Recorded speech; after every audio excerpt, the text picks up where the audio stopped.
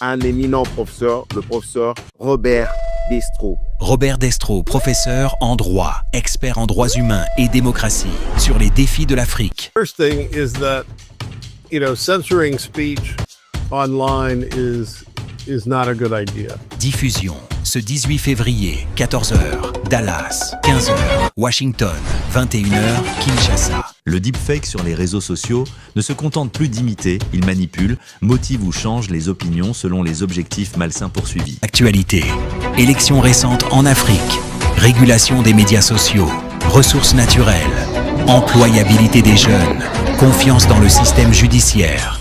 Usually when that happens, that's the dog coming to say hello. Yes, yeah, hello. Professeur Robert Desto sur Wangila Connect. Abonnez-vous. Bonsoir. Bonsoir, professeur. Wangila Connect. Connecter l'Afrique au monde.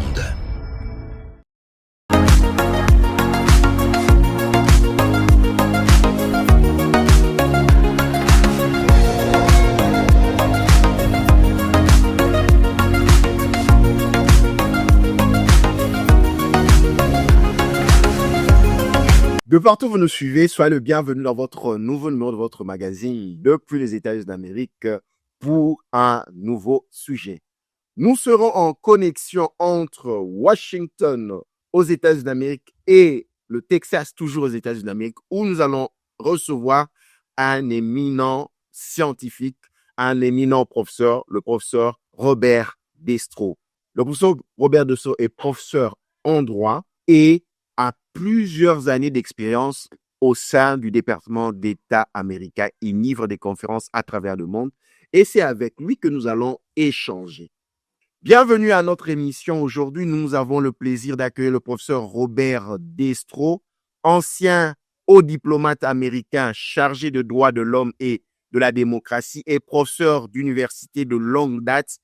Il est parmi nous pour partager son point de vue et son expérience sur les principaux défis auxquels notre continent est confronté. Notre objectif est d'informer, d'inspirer des solutions et d'encourager un débat public constructif. Nous allons parler du droit, démocratie et développement, le dialogue. Professeur Desto, welcome. Bonsoir. Bonsoir, professeur. Professeur Desto, nous vous saluons. Professeur Desto, vous parlez le français. Welcome because you love Africa, you love people of Africa. I do. Professeur Desto, nous allons commencer avec la première partie de nos questions. Démocratie et processus électoral. Nous sommes dans ce contexte, élections récentes en Afrique, transition de pouvoir, tension post-électorale. La toute première question, professeur Desto, d'après votre expérience internationale, quels sont les trois piliers pratiques les plus importants pour garantir des élections crédibles et pacifiques au-delà du simple jour du scrutin électoral? Professeur Robert Desto, my first question. That is an excellent question, and I thank you for it. The first thing I think is good, honest candidates. Robust political parties, free speech, access to the ballot. I mean, that's more than three things, but the most important thing is basically robust political parties, good candidates, and free speech so that you can discuss the issues. In the first question, why the election happened, many problems. Why, Professor Desto? Well, it depends on what country you're looking at. I was recently asked, for example, to visit Bangladesh to observe their election. Unfortunately, they excluded one of the key political parties from the election. So there's not much to observe. In other countries, they try and exclude political parties too. And so this question of is the election open is a little bit different from the question, is it conducted fairly? Those are different questions. Every part, when the election starts, when peaceful, credible, why is difficult to achieve these goals? Well, it's difficult because elections are complicated procedures. I mean, there's everything from making sure people have, access to the voting place, that there's not violence, that they have that they have good records to ensure that only registered voters vote. I mean, there are many, many, many moving parts to the machine of running a ballot or running an election. I can tell you that because I've run a couple of them in my home state of Ohio, and there it takes, in that one state, which is about 11 million people, it takes 55,000 people to run an election. Professeur Desto, la seconde question. De nombreux pays africains sont confrontés à des tensions concernant la limitation de mandats présidentiels. De votre point de vue, comment concevoir des institutions solides pour assurer à la fois une alternance pacifique du pouvoir et la stabilité de l'État, Professor Desto? Well, it's term limits are a way to guarantee transitions. So they make sure that that a candidate cannot dominate, cannot use the levers of power to ensure that they continually get reelected. Here in the United States, we've only had term limits on the presidency for, probably now 70 years, I guess. From the beginning of our country, we did not have term limits on the presidency. There was an informal agreement. But where I'm living now, in the state of Virginia, the governor has only one term. You can run again later, but you cannot succeed yourself. So there's term limits are a good thing, but strong institutions and strong traditions are the best. In the second question, Professor Desto, who is or who are able to build strong institutions for the good election processes? Well, I think really good elections start basically in the local government. I mean, the traditions are built up from the bottom. They're not created from the top. So that if you have regular transitions of power, for example, in a mayor or a governor, you're likely to have strong transitions or easier transitions in at the national level. But everything, all politics really comes down to what you do at home, what you do at the local level. Professeur Desto, la dernière question dans cette première partie de notre magazine. La désinformation numérique est devenue une arme pendant les campagnes électorales. Quelles stratégies pratiques avez-vous observées qui permettent de protéger le débat public sans tomber dans la censure?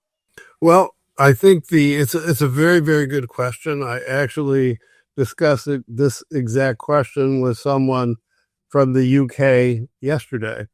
The first thing is that censoring speech online is not a good idea. People need to have free speech. I mentioned that before, but you also have to understand that when you are speaking online, we're not talking about the things we used to talk about with broadcasting. You're actually talking about something we call narrowcasting. And so the question is, how do you hold people accountable for their bad behavior online? And so it becomes important to define what you mean by bad behavior. If you are trying to incite people, trying to get them to do violent things, if you're trying to get them not to come to the polls, there are existing laws that will allow you to do that have nothing to do with censorship. It's only when you're starting to regulate speech because the people who hear it don't like what the people are saying, that's what censorship is. Social media, in the digital disinformation, you have X, Facebook, many tools for digital disinformation, fake news. How to against fake news? Well, I think part of the problem is in the term fake news itself. How do you determine that the news is fake? Is it the information that you don't like? Is it a pattern of behavior?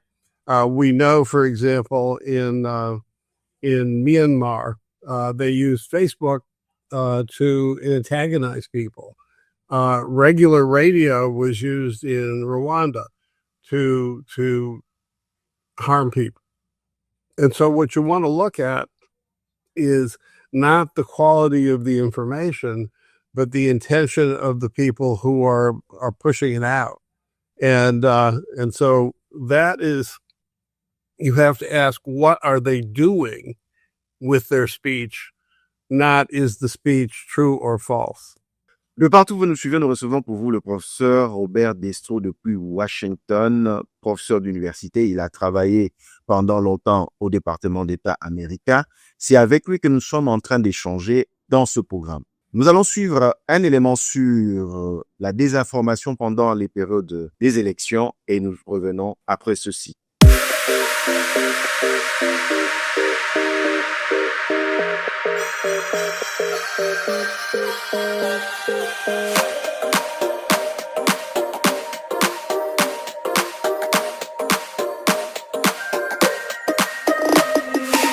La désinformation sature l'espace numérique. Poussée par des algorithmes privilégiant le clic, elle polarise les débats. Selon Ipsos, 2024, 50% des citoyens se disent exposés à de fausses informations, ce qui affaiblit la confiance institutionnelle et peut provoquer des troubles civils. Les exemples sont mondiaux. En Inde, 2024, l'IA a cloné des voix de leaders pour manipuler les électeurs. Au Sénégal, 2024, des sondages falsifiés ont été démentis par Africa Check. Au Brésil, 2022, et en France, 2024, des réseaux d'influence, type Doppelganger, ont visé l'intégrité des votes. La riposte s'appuie sur le fact-checking et des régulations comme le DSA européen. En France, l'agence Viginum a détecté 25 manœuvres d'ingérence majeure en 2024, renforçant la sécurité du processus électoral par une détection des menaces en temps réel. Le dernier rempart reste l'esprit critique. Vérifier la source réduit drastiquement la viralité des rumeurs. Protéger l'information, c'est garantir la sincérité du scrutin et la stabilité de nos sociétés face aux manipulations numériques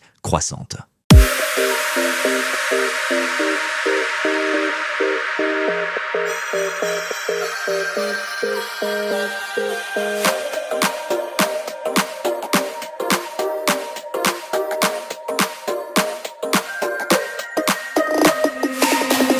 De retour sur ce plateau numérique, nous recevons pour vous depuis Washington le professeur Robert Desto, professeur en droit pendant plusieurs années et il a aussi travaillé dans le département d'État.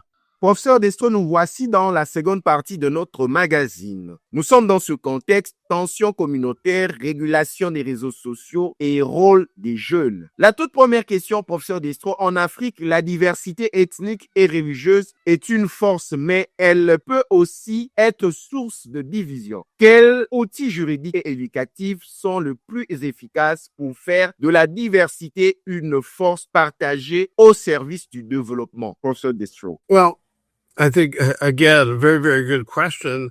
I think you have to start with the individual. Every parent who has more than one child understands that every child is different. And when you said what kind of legal and educational tools, it's to start with the individual. Find out, how the individual can use the gifts that God gave them individually to get a job, to get an education. Not everybody can grow up to be a rocket scientist, but some people will grow up to be excellent translators or excellent journalists like you. So what we need to do is get again down to the ground level and focus on the individuals and how we can develop their talents for the betterment, of themselves and the community. Professor Desto, in my first question in the second part, how to use diversity in the community of a strong tools for the development of society, of a community? Well, again, it begins with the individual. Right? If you take a classroom of, say, 15 or 20 children, somewhere in that classroom, there's going to be a musician, an artist, an excellent stonemason, a mathematician, a scientist. It starts with the schools and with the education system to try and understand each person and what contribution they can make. Here in the United States, we're very interested in people with skills, electricians, plumbers, people who know how to make heating and air conditioning systems work. We're also interested in rocket scientists and people with lots of university education. The question is, what does the individual want to do, and how can you develop the talents they have? Notre seconde question. Professeur Desto, les jeunes représentent la majorité de la population et sont souvent à l'avant-garde de revendications de changement. Comment les dirigeants peuvent-ils canaliser cette énergie de manière constructive par le dialogue politique, la création d'emplois, afin de réduire la frustration? Frustration is a very problem in the young people. Professor Desto. Well, the easiest way to reduce frustration is to give people enough things to do. If young people are frustrated and they're bored, then inevitably they're going to be upset, and those are where your revolutionaries come from. And that's why I say you have to invest in youth. And so that requires training. It requires an understanding of the talents that people have, testing their aptitudes. It also means that you have to encourage people to become entrepreneurs, to get out there and build things with their own hands. We don't spend enough time, helping students do things. Young people need to be doing things in addition to learning things. La dernière question de cette partie du magazine.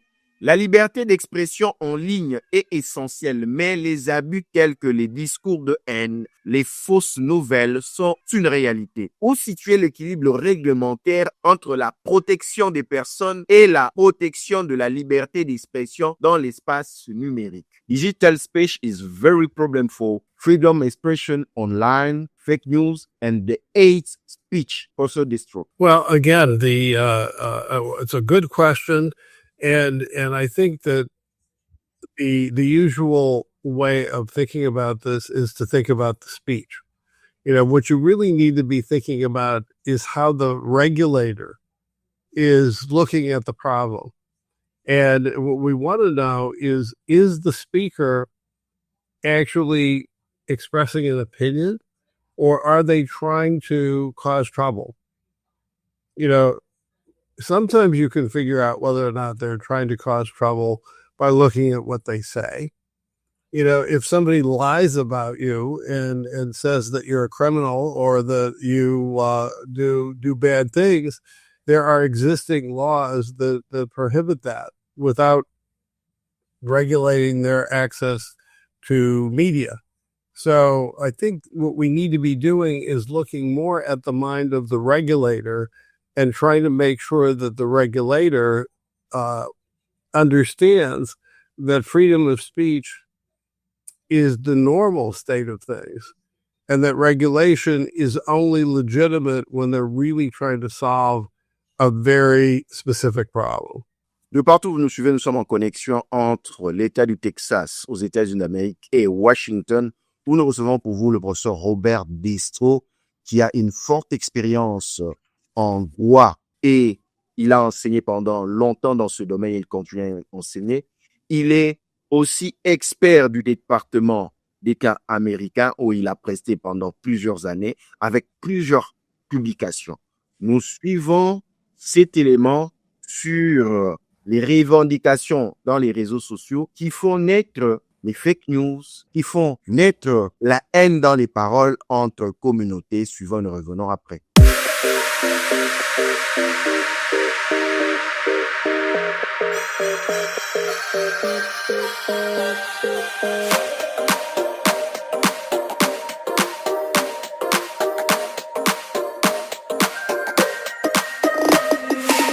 Est-ce que l'intelligence artificielle est devenue le nouveau poison des urnes? Des vidéos du président français Emmanuel Macron en club aux faux discours attribués à certains leaders mondiaux tels que le président américain Donald Trump.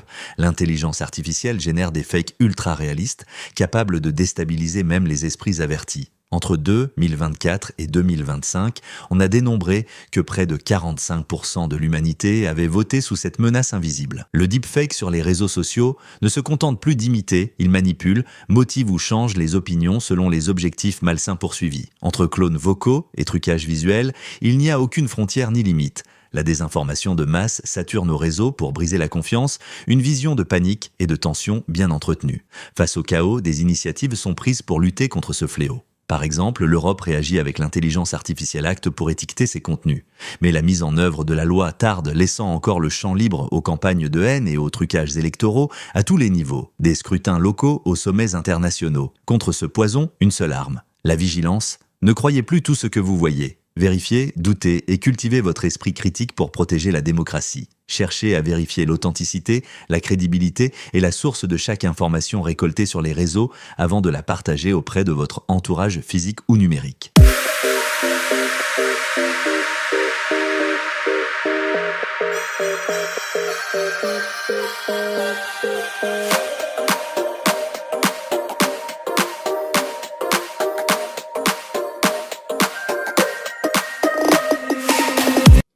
De partout où vous nous suivez, nous sommes en connexion entre le Texas et Washington, où nous recevons pour vous le professeur Robert Desto, qui est professeur des universités en droit et a travaillé pendant plusieurs années au département d'État américain, et il partage son expérience à travers le monde. Professeur Desto, nous prenons la troisième partie de notre magazine Économie, travail et droits de l'homme. Nous sommes dans ce contexte ressources naturelles, chômage de jeunes, gouvernance économique. La toute première question, professeur Desto, pour garantir que les ressources naturelles, minéraux, pétrole, terres rares, profitent réellement à la population, quels mécanismes de contrôle indépendants et de transparence sont les plus efficaces pour prévenir la corruption? The corruption is the very, very problem in the society. It's a big problem everywhere. The most effective way is to make sure that everything is transparent, that we know who's involved, we know where the money's coming from, we know where the money's going. We want to make sure that with the natural resources of any community, I would include the people. We'll talk about that in some of the later questions, but some countries and states, Norway is a good example. Our state of Alaska is another good example, where all the money that comes in from natural resources goes into a transparent trust, and everybody can see the books. So what we need to make sure of is that we know who is we need to follow money. And when I say transparency, we need to know who's getting the money, who's providing the money, who's doing the investing, and what are the conditions under which people who are employed on the land or accessing those resources, what are the conditions in which they're working? Who built the transparency processes? Who built the transparency to know where the money work for the society? Who built that? That unfortunately has to come from the government, and it can also come from the investors. If I were an American company, who wanted to do business in Africa, I would insist on transparency. I don't have anything to hide. You want me to bring my money? Okay, but I want to make sure that nobody's stealing it, that nobody is taking some of those resources and putting them in their own pocket. So this is it's a big problem in a lot of places, but it almost has to start with the government. Professeur Desto, le chômage massif des jeunes diplômés représente un risque sérieux. Quel partenariat innovant entre le gouvernement, les universités et le secteur privé avez-vous vu réussir à créer des emplois durables et qualifiés? Well, it is a lot of what we would call today here in the United States cooperative education. My daughter, for example, is looking to both go back to school, but to learn new skills and new information about data and supply chains. But she needs to go back to school. She needs to be connected with companies that do this. She needs to work in the field, and actually we need to put, as I said earlier, we need to put students to work.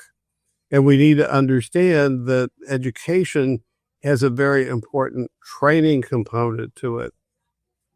Training is not the same as classroom education. It shows people how to use the knowledge that they have to actually make money and to help other people. Professeur Desto, nous terminons cette partie. Le travail des enfants et le travail forcé persistent dans certaines chaînes d'approvisionnement. Comment les entreprises africaines soucieuses d'agir de manière responsable peuvent-elles s'assurer que les partenaires respectent les droits humains sans perdre en compétitivité? For the end of this part, well, you've put your finger on a very, very important question.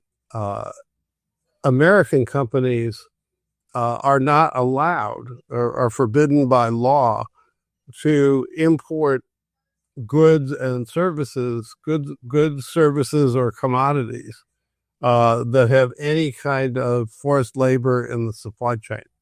Now, finding out whether there is forced labor in the supply chain can be a time-consuming and difficult and expensive process. But the fact is that if we can eliminate both child labor and forced labor from the supply chains, that means that young people and that other people who have been forced into work, what we're doing is we're stealing their labor. We're making them slaves. And I have no right to buy things that are made by slaves. I get a cheaper price, yeah, because you stole somebody else's labor. So I think we need to start calling some of these problems when we say forced labor in supply chains or child labor, we need to call them by their proper names. Slavery. Professor Desto, you are a professor of university. Today, the education, the new society. What is the kind to adapt the education for the reality in the company, in the new society now? Well, I think probably the best example of how that education should be done is a nursing school or a medical school. You don't learn to be a nurse just by studying in the classroom. You actually have to go deal with patients. Doctors have to go see real people. Of course, you need the education in the classroom. The same is true in my profession as a lawyer. We need to know the law, but we also need to learn how to deal with cases, how to deal with courts, how to deal with business transactions. I think that we need to have more and better training opportunities, which require cooperation among businesses, both elementary and secondary schools and universities. But training is really the future. De partout où vous nous suivez, nous sommes en connexion entre Washington et le Texas, où nous recevons pour vous le professeur Robert Desto, professeur en droit il enseigne, il forme les intellectuels américains, il travaille à travers le monde. Il a travaillé pendant plusieurs années au département d'État américain. C'est avec lui que nous sommes en train d'échanger. Nous allons suivre cet élément, le meilleur choix sur l'éducation universitaire et supérieure des jeunes qui cadre avec la nouvelle configuration de cette société dans laquelle nous vivons. Nous revenons après.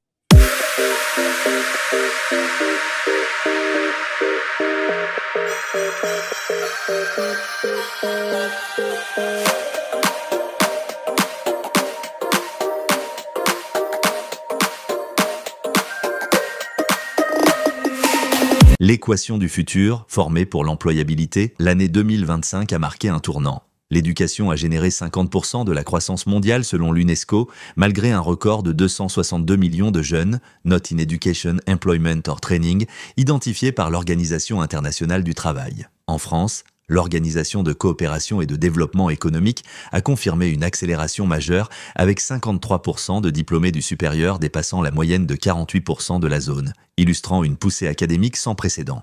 Le modèle hybride s'est imposé comme la norme, alors que les États-Unis ont vu une explosion des filières Science, Technology, Engineering and Mathematics, rapport Open Doors, la Chine et l'Inde ont érigé l'intelligence artificielle en pilier pédagogique central. L'Union européenne, via son AI Act, a stabilisé ce marché où 40% des recruteurs exigent désormais une maîtrise éthique des outils algorithmiques pour toute insertion. En Afrique, l'Union africaine a transformé l'essai des formations courtes. En zone subsaharienne, l'équité a progressé avec 88 femmes diplômées pour 100 hommes. Le succès de 2025 a reposé sur ce triptyque gagnant. Expertise technique sans durabilité, maîtrise de l'IA et soft skills, le tout validé par une immersion professionnelle systématique et précoce. Enfin, l'ONU, via Youth 2030, a acté que l'université ne transmet plus seulement un savoir figé, mais une adaptabilité. En 2025, l'inclusion numérique et l'économie verte sont devenus les passeports officiels vers l'employabilité. Ce basculement vers une formation continue et agile reste, en ce début 2026,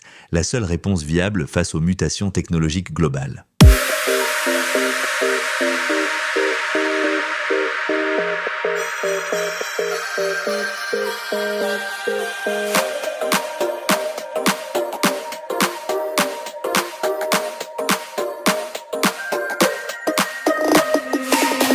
De retour sur ce plateau numérique, nous sommes en connexion entre Washington et le Texas où nous recevons pour vous le professeur Robert Desto, qui est professeur en droit. Il enseigne, il encadre les intellectuels américains, il est conférencier et il a travaillé pendant plusieurs années au département d'État américain. Nous sommes avec lui et nous continuons ce programme. Nous passons à la sécurité, état de droit et justice. Nous sommes dans ce contexte, insécurité croissante, manque de confiance dans le système judiciaire, crise humanitaire. Dans les zones où l'État peine à assurer la sécurité, comment rétablir la confiance entre les forces de l'ordre et les citoyens, confiance essentielle à la lutte contre l'extrémisme et la criminalité.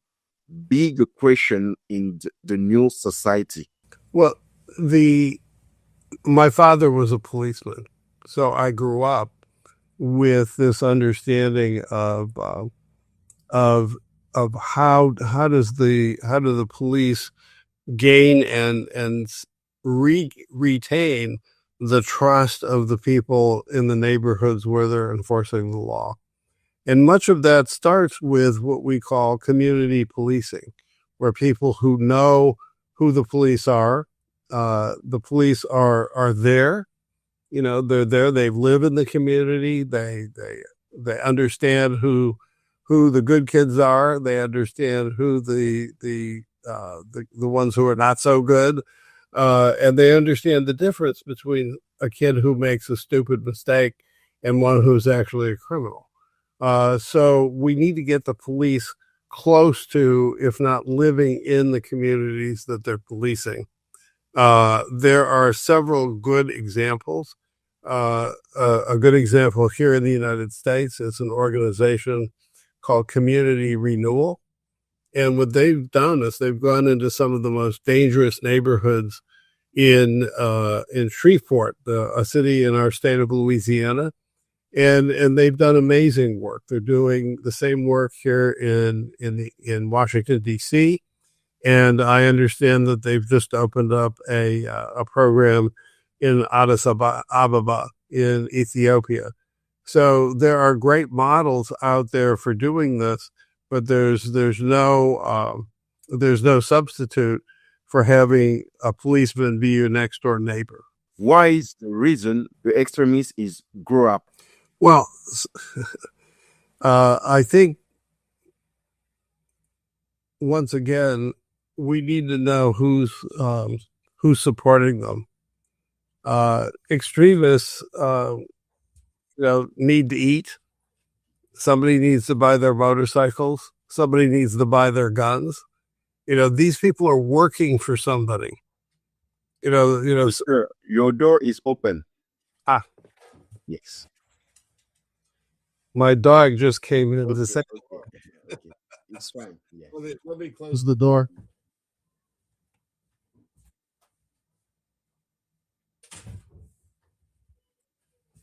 Usually when that happens, that's the dog coming to say hello. Yes. Yeah. Hello. Okay. Yes. So let's go back to you asked about extremism. And what I want to talk about is extremists, the people who commit the crimes. It doesn't help for us to describe them as extremists. We need to be discussing the crimes they're committing. They're committing murder. They're committing arson. They're burning things down. They're stealing things. They're beating up people. They're trying to occupy territory. And they have guns and they have machetes and they have motorcycles, and somebody is paying them to do this. And this is organized crime we're talking about. So I think you give them too much credit when you talk about extremists. What I want to know is you're a criminal. You just committed murder. You just committed robbery. You just committed burglary. You just kidnapped somebody. That's what extremism is. It's organized crime. Professeur Desto, lorsque la justice est perçue comme lente, coûteuse ou partielle, elle affaiblit l'état de droit. Quelle réforme procédurale, simple et peu coûteuse, permettrait de restaurer rapidement la confiance du public? Well, that is a very complicated question, but let me suggest that in many communities in Africa, you have traditional dispute resolution programs, traditions. That's actually, if you look at what happened in Rwanda with the genocide, international justice norms don't always work.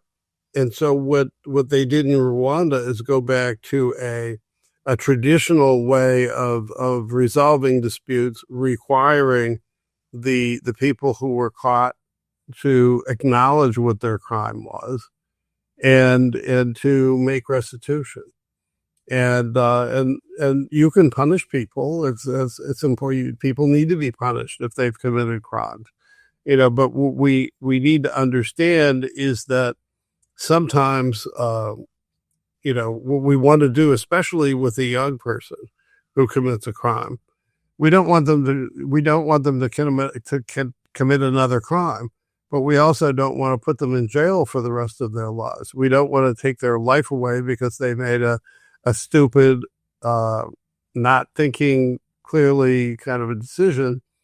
And so, as my late father always used to say, the police who are engaged in their community know the difference between the people who are actually criminals and stupid kids. Une dernière question pour terminer cette partie du magazine.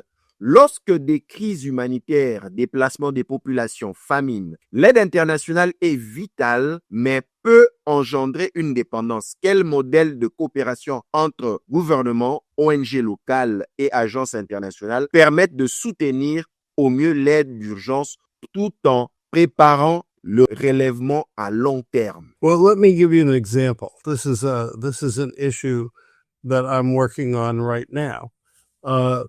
There are many places in which people have been forced out of their home by violence. Nigeria is a good example of that, but there are many other places. Ukraine is another example. What we need to be doing is saying, how is it that we plan to help people? If we want them to go home, for example, is it possible for them to go home? Will they be able to work? Will they be safe? What we need to do is design programs that we can look at anywhere from 6 months to 5 years down the road and say, okay, we accomplished our goals. But just to feed people, that's a good thing to do. But you can't feed people indefinitely. People need to grow their own food. They need to have their own traditions. They need to be able to work with their hands, and they need the safety, to develop appropriately. There are many opportunities out there in the world, and the most hard hit people, the people who've been hurt the most, are the ones who need very, very specific kinds of assistance. And the one thing we really need to be doing is finding out from them, what is it specifically that you would like us to help you with? In the hand of Christian, many crises in the world, many crises in Africa. You have Democratic Republic of Congo, we have Somalia, you have many Christians. How your vision for give solution? You have many resolution of United Nations expert. You have the help of the government American contribution to achieve conflict in Africa. Where is your vision? Where is the best case to resolve this problem, to resolve the crisis in Africa? Well, the first place you have to start is the most basic human right of all, which is the right to physical security. I mean, if I cannot walk down the street, or if you cannot walk down the street without fearing that somebody's going to kidnap you or beat you up or worse, kill you, you cannot solve these problems without security. And then the next step is economic security. How do we guarantee that people can work and can make money and can safely save their money? And so when you look at the various crises around Africa, many of them involve lack of physical security. Mogadishu is one of the most dangerous places to be because there's so much violence. We have the same problem here in the United States. It's very dangerous. It's more dangerous in certain neighborhoods in Chicago than it is in Africa, because the government is failing to protect the most basic human rights of people, which is to physical safety and to work and to create a life for yourself and your family.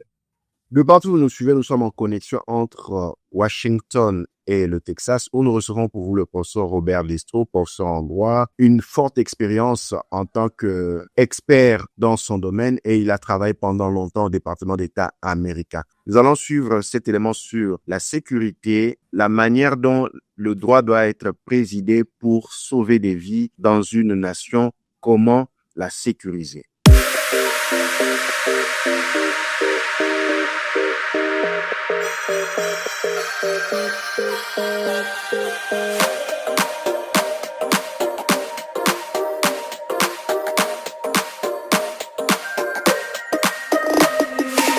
Le droit, bouclier des nations, l'état de droit est le pilier vital de la sécurité humaine. Selon l'ONU, il garantit la suprématie de la loi contre l'arbitraire. En 2025, le World Justice Project révèle pourtant que 68% des pays reculent sur ce front, mettant des millions de vies en péril face à l'instabilité. La Cour internationale de justice, CIJ, et la Cour pénale internationale, CPI, agissent comme d'ultimes remparts. En sanctionnant les crimes de guerre, la CPI transforme l'impunité en responsabilité pénale car sans justice équitable, aucune paix durable n'est statistiquement possible. Les données sont claires, les nations respectant le droit affichent une espérance de vie plus élevée et un taux de violence réduit. La protection des civils est une obligation absolue, rappelée par les conventions de Genève qui interdisent strictement les attaques contre les innocents. Présider par le droit, c'est choisir la vie. En renforçant l'indépendance judiciaire, chaque État réduit les risques de conflit. L'égalité devant la loi n'est pas qu'un principe juridique, c'est l'armure indispensable pour sauver les populations et sécuriser notre avenir commun.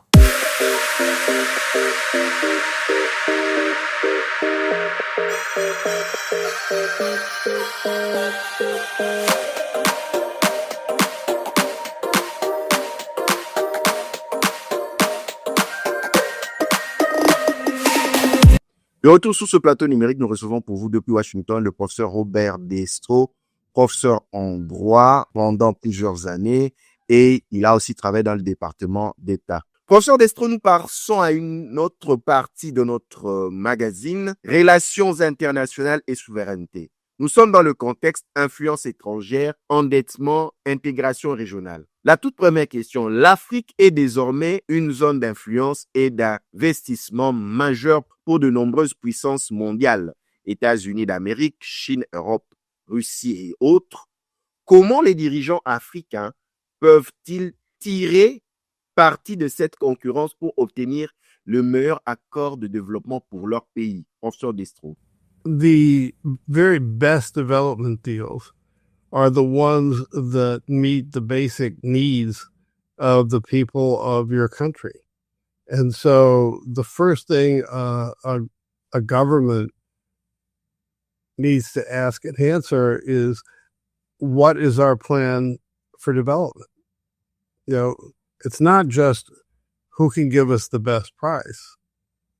It's a question of who will build the infrastructure around these investments, the security, the banking, all of the other issues that create a community. And what we don't want, let me give an example in terms of a strategic mineral like gold or silver. You know, at the end of the investment, we want to see a thriving community, not a big hole in the ground with polluted water. I mean, so it really is, how do you build a community around the resource? And that's a hard thing to do. La dette souveraine reste un défi majeur. Quels outils de négociation les gouvernements peuvent-ils utiliser pour obtenir une restructuration équitable de la dette tout en protégeant les investissements dans l'éducation et la santé? Professeur Destro.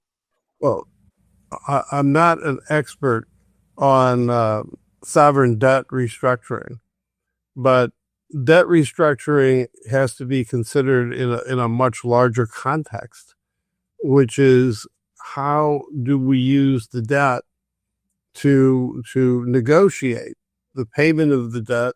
Many African countries have lots of resources, including the human resources of their people. Africa has some of the youngest people on the planet, and this is a great resource. So the question becomes, how, you know, what exactly do you want, what development do you want? And sovereign debt then either becomes an impediment or it becomes an asset. And so it's a hard question to answer because there's so many variables, but the answer is exactly the same as I've said before, which is governments need to have a plan to develop their economies. And if you've got big sovereign debt, then you need to figure out how to get out from under it or use the resources that you have to pay some of it down. But I wish I could give you some better examples, but I'm not an expert on sovereign debt. For example, the AGOA has been renewed for 1 year by the American government. What is your vision in the same question? Well, you know, the question for, AGOA, just like any other thing, is, are we looking at investments that will create long-term growth and long-term development? And to the extent that things like AGOA, are designed to subsidize African industries, it's not going to work. What we need is long-term investment. We need to be partners between the United States and the communities of Africa, the countries of Africa. We need to be partners that say, well, you have something that I need. What's a fair price for it? And as many African ambassadors have said at conferences that I've attended, it's not just dig the resources out of the ground. The value is added by processing in Africa and then shipping either finished or semi-finished goods. So what we need is the focus is not on a program like AGOA. It's on how do you take the resources you have and build a community around them. Nous terminons cette partie. L'intégration régionale, CEDEAO, Union africaine, ZELCAF, est souvent présentée comme une solution. Quelles actions prioritaires permettraient aux citoyens ordinaires, commerçants, étudiants, travailleurs des transports de ressentir rapidement des bénéfices concrets et de soutenir ces projets? Well, I think that regional integration is just too much. It's too big. ECOWAS, for example, or the African Union, these are big organizations. They don't reach down into the community. You know, what people need at the community level is to say, what resources do we have that will help us to grow?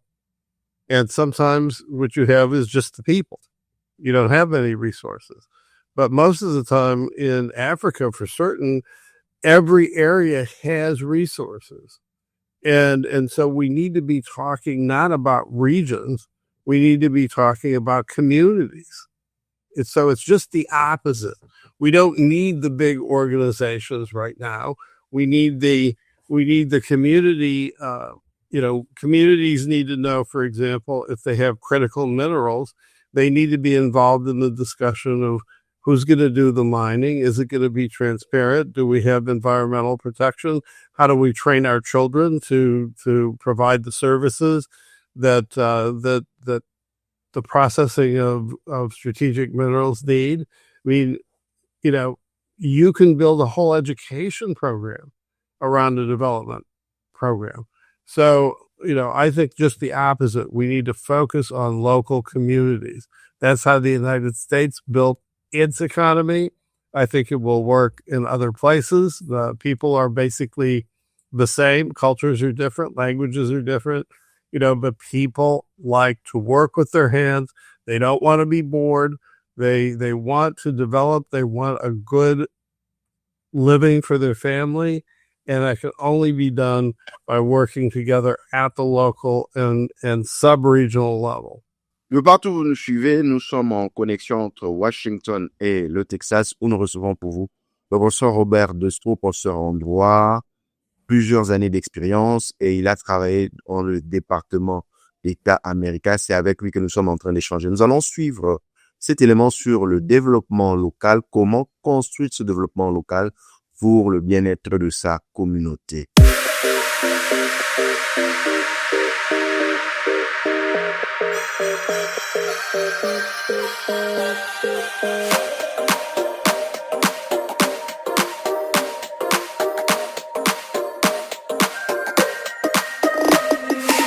L'élan local, moteur de progrès, le développement local repose sur la participation citoyenne. Selon l'Organisation de coopération et de développement économique, les projets gérés par les communautés ont 40% de chances supplémentaires de perdurer. À Curitiba, au Brésil, l'urbanisme durable a transformé la gestion des déchets en créant des emplois pour 70% des habitants précaires. Au Sénégal, le programme d'urgence de développement communautaire a désenclavé des milliers de villages en injectant 113 milliards de francs CFA dans les infrastructures rurales. Le pays a réduit l'isolement de 15%. Ce modèle, soutenu par le Programme des Nations Unies pour le développement, prouve que l'accès ciblé à l'eau et à l'électricité stabilise les populations rurales. En Inde, le système du panchayat Raj montre que décentraliser le pouvoir vers les villages améliore l'accès à l'eau de 25%. La Banque mondiale souligne que l'implication directe des femmes dans ces conseils locaux booste l'efficacité des investissements publics de 15%. Réussir le bien-être local exige transparence et ressources propres. En combinant savoirs ancestraux et innovations technologiques,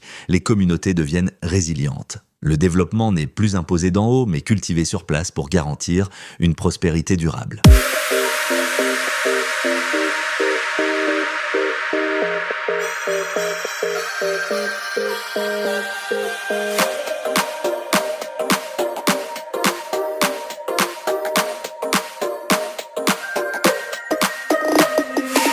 De retour sur ce plateau numérique en connexion entre Washington et le Texas, nous recevons le professeur Robert Desto, professeur en droit et travaillé pendant plusieurs années au département d'État américain. Nous sommes connectés avec Washington. C'est déjà la fin de notre programme. Nous prenons la dernière ligne droite. Professeur Desto, nous prenons déjà la dernière ligne droite de nos échanges.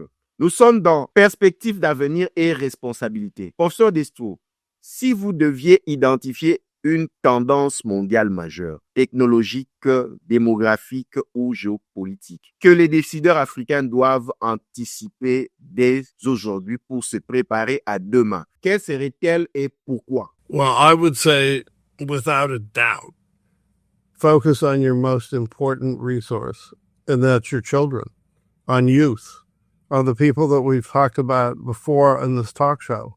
Educate your children, give them something useful to do. And economic development should be built around the most important resource that you have, which is the people of your neighborhood. That's what they need to focus on. Professeur Desto, c'est déjà la fin. Au-delà des gouvernements, quel rôle spécifique et influent les leaders d'opinion, les chefs religieux, les artistes et les intellectuels africains peuvent-ils jouer pour faire progresser la paix, les droits humains et le développement sur le continent? Well, I think the most important thing we can remember is that Africa is a big place. It's got lots of really smart, talented, energetic, amazing people. And it doesn't take much really to create environments where people can talk to one another. And that's what you and I are doing right now. You are creating an environment in which the two of us can share ideas. You can be doing the same thing with people in local communities. You know, you have to have discussions. This is why free speech is so important, is that people need to be able to talk with one another, to criticize, to make suggestions.